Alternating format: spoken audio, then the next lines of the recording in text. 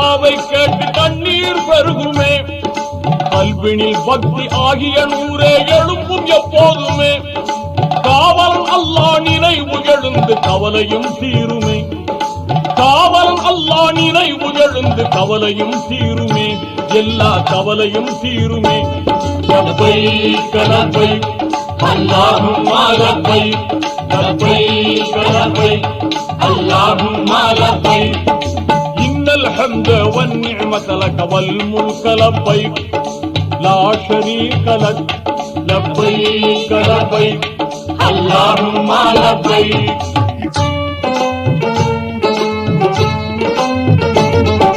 துல்ஹஜ் மாதம் 8ஆம் பிறையில் மக்காவில் இருந்தே.